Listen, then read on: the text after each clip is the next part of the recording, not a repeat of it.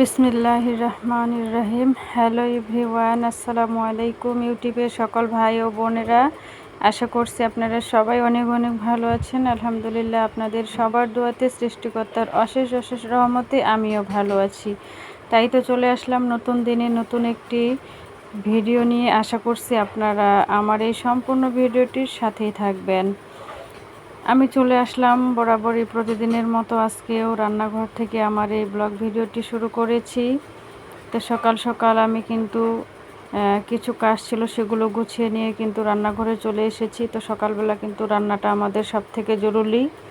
তো আমি যেহেতু রান্নাঘরে চলে এসেছি, ভাতটা বসিয়ে দিয়েছি। এদিক দিয়ে কিন্তু ভাতটা উতলে গিয়েছে, আর আমি কিন্তু মিষ্টি কুমড়া কাটতেছি। মিষ্টি কুমড়া রান্না করব আর চিচিঙ্গা ভাজি করব। আমরা মধ্যবিত্ত পরিবারের, আমরা কিন্তু খুবই সাদামাটা জীবনযাপন করি, আর আমরা বেশি কিছু রান্নাবান্না করি না। প্রতিদিন দুটা থাকে, অনেক সময় একটা দিয়েও আমাদের দিনটা চলে যায়। এটা হচ্ছে আমাদের মধ্যবিত্তদের জীবনযাপনের একটা বাস্তব রূপ। আসলে এই পৃথিবীতে যে সকল মানুষগুলো অল্প কিছু দিয়েই ভালো থাকে, অল্প চাহিদা দিয়ে সব সময় তাদের চাহিদাগুলো অল্প থাকে, চাওয়া পাওয়াগুলো অল্প থাকে, তখনই কিন্তু সেই সমস্ত মানুষগুলো ভালো থাকে। আসলে জীবনে চাওয়া পাওয়াগুলো যত কম হবে, ততই কিন্তু আপনি ভালো থাকতে পারবেন, তাই না? বেশি আশা জীবনে কিন্তু অনেক সময় নিরাশ করে তোলে। প্রতিটা মানুষ নিজ নিজ জায়গা থেকে অনেক বড় বড় স্বপ্ন দেখে, অনেক আশা স্বপ্ন তার মনের ভিতরে থাকে। স্বপ্ন দেখতে কিন্তু কখনো টাকা পয়সা লাগে না, তাই না? তবে স্বপ্ন পূরণের জন্য আমরা চেষ্টা করতে পারি। চেষ্টা করলে অবশ্যই আমাদের স্বপ্ন পূরণ করা সম্ভব হয়। তো আমি কিন্তু রান্নাবান্না করার কাজে ব্যস্ত আছি অনেক। তরকারিগুলো কাটাবাছা করতেছি। আর এত গরম করছিল, প্রচণ্ড গরম। তো গরমের মধ্যে মনে হয় না যে চুলাটার কাছে থাকি, মনে হচ্ছে যে কখন জানি রান্নাটা শেষ হবে আর কখন জানি এখান থেকে বের হতে পারবো। তো তারপরেও রান্নাটা করার সময় রান্না করতে করতে কয়বার যে রুমের মধ্যে গেছি আর ফ্যানের নিচে একটু বসেছি। তো আমাদের ভাতগুলো কিন্তু হতে 1 ঘন্টা লেগে যায়, যেহেতু আমাদের কিনা চাল, এগুলো তো অনেকক্ষণ সময় লাগে রান্নাটা হতে। তো ভাতটা বসিয়ে দিয়ে কিন্তু আমি কয়বার ঘরে গেছি, যাই কিন্তু একটু ফ্যানের নিচে বসে আরাম করেছি। তো মনে হচ্ছে খালি কখন শেষ হবে রান্নাটা। তো চুলার মধ্যে কিন্তু আমি খড়ি ঢুকিয়ে দিয়েছি।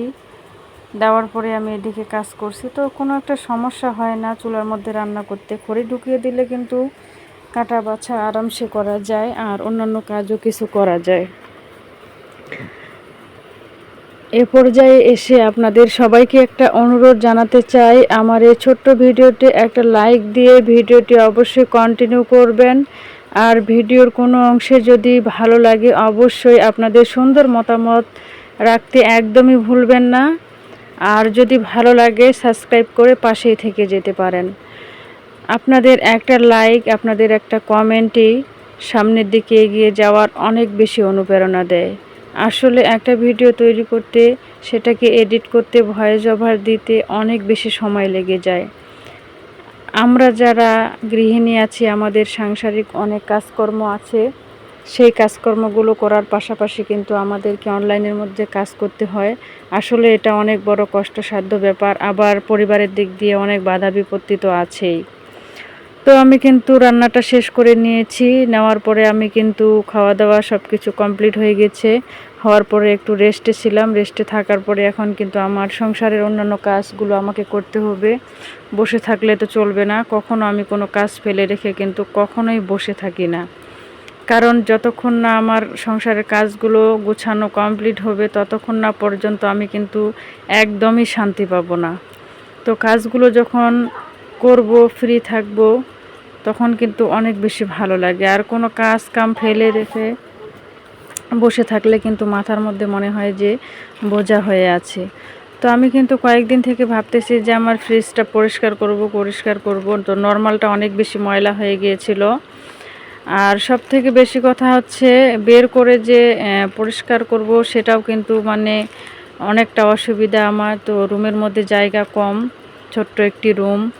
আর ফ্রিজের পাশে আমার একটা ওয়ার্ড্রপ আছে, তো সেই ওয়ার্ড্রপটার কারণে কিন্তু আমি ফ্রিজটা খুব ভালোভাবে খুলতেও পারি না। তো নর্মালটা যেহেতু আমাদের সব সময় ব্যবহারের প্রয়োজনে কাজে লাগে, তো আমি কিন্তু অনেক সময় পানি নিয়ে এসে কাপড় দিয়ে আমি সুন্দর করে মুছে নিই। আর আজকে অনেক বেশি ময়লা হয়ে গেছে, তো বের না করলে হবে না, তো বের করে পরিষ্কার করেছিলাম অফ ক্যামেরাতে। তো ধুয়ে রোদের মধ্যে বারান্দায় শুকাতে দিয়েছিলাম, তো শুকিয়ে গিয়েছে। যাওয়ার পরে আমি কিন্তু এখন লাগানোর জন্য বসে পড়লাম। তো এতটা বিরক্ত বোধ লাগতেছে, আর যে প্রচণ্ড গরম, মানে ফ্রিজটার যে নেটগুলো আছে আমি ঢুকাইতেই পারতেছি না, লাগাইতেই পারতেছি না। মানে এই একটা ভেজালের জন্য আমি এগুলো খুলতেই চাই না। তো মেজাজটা এমন খারাপ হয়ে গেছে, একটু চুপ করে বসে থাকলাম যে যা আর করবই না। তো কি আর করা, তখন আবার কিন্তু লাগানোর জন্য চেষ্টা করতেছি। যদি ফ্রিজের গেটটা একটু ভালোভাবে খুলতো তাহলে কিন্তু খুব সুন্দর করে কাজটা করা যেত। ফ্রিজের যে দরজাটা সেটা কিন্তু ভালোভাবে খুলছে না ওয়ার্ড্রপের কারণে। আর এমন পরিস্থিতি, এখানে কি করব আর। তো এইভাবে কিন্তু বসে বসে মাথাটা তো নষ্ট হয়ে গেল। তারপরেও বসে বসে কিন্তু আমি লাগানোর চেষ্টা করছি। আর এদিক দিয়ে আমার ছোট্ট মামুনিটাও কিন্তু আমার সাথেই সব সময় থাকে। আমি যে কোনো কাজ করি না কেন ও কিন্তু সব সময় আমার পাশে। আর আমার বড় মেয়েটা, ও কিন্তু আমার পাশে পাশে কিন্তু থাকে না বেশি। আর আমার ছোট্ট মেয়েটা, এ কিন্তু সব সময় আমি যে কোনো কাজ করি না কেন ও সব সময় থাকবে আমার কাজে, বলবে আম্মু আমি তোমার কাজে সাহায্য করি, তোমাকে হেল্প করব, আমি এইভাবে বলবে। ও কিন্তু অনেক মানে খুব বুদ্ধিমান আমার ছোট্ট মামুনিটা। তো সবাই আমার ছোট্ট মামুনিটার জন্য দোয়া করবেন, আমার 2 মেয়ের জন্য দোয়া করবেন, আমি যেন আমার বাচ্চা দুটাকে ভালোভাবে মানুষ করতে পারি। তো লাগাতে পারছি না, তারপরেও বসে বসে আছি, চিন্তা করতেছি, আবার একটু পর পর লাগানোর চেষ্টা করছি। তো আজকে এতটা বিরক্ত লাগছিল আমাকে যে কি আর বলবো, মনে হয় যে একবারে ফ্রিজ ভেঙে ফেলি, এরকম একটা অবস্থা।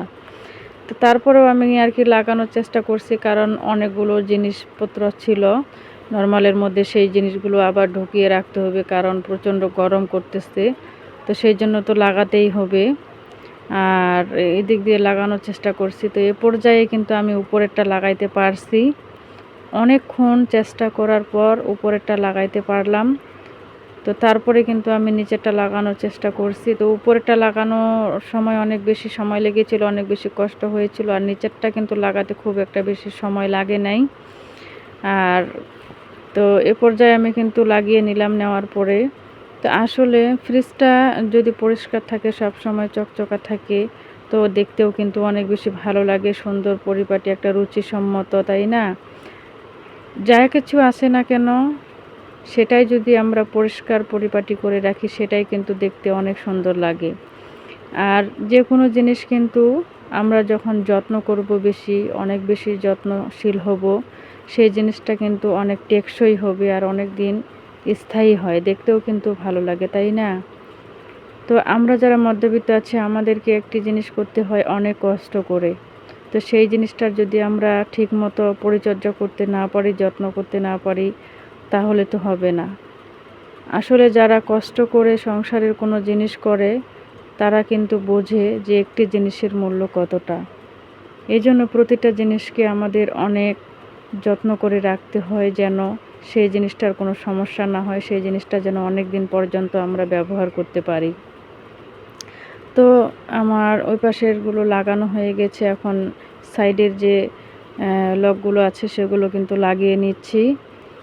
আর প্রচণ্ড কিন্তু গরম করছে, ফ্যানের নিচে আসছি, তারপরেও কিন্তু মানে অসহ্যকর লাগতেছে এই একটা অবস্থা। তো গরমের মধ্যে মনে হয় না যে কোনো কাজকর্ম করি, মনে হয় খালি ফ্যানের নিচে বসে থাকি, শুয়ে বসে থাকি, এই একটা অবস্থা। তো তারপরেও কিন্তু শুয়ে বসে থাকলে তো আমাদের হবে না, আমাদের সাংসারিক কাজকর্ম অবশ্যই করতে হবে, তাই না? তো ভিডিওর শেষ অংশে এসে আপনাদেরকে আবারও অনুরোধ জানাতে চাই, জানি না এখন পর্যন্ত আপনারা কারা কারা আছেন, আমার এই ভিডিও শেষ পর্যন্ত যারা আছেন আপনাদেরকে অসংখ্য ধন্যবাদ। আর আপনাদের প্রতি আমি অনেক অনেক কৃতজ্ঞতা প্রকাশ করছি। আপনারা সবাই আমার পাশে থাকবেন, ভালোবাসা দিবেন। সবাইকে অসংখ্য ধন্যবাদ জানিয়ে শেষ করছি। আল্লাহ।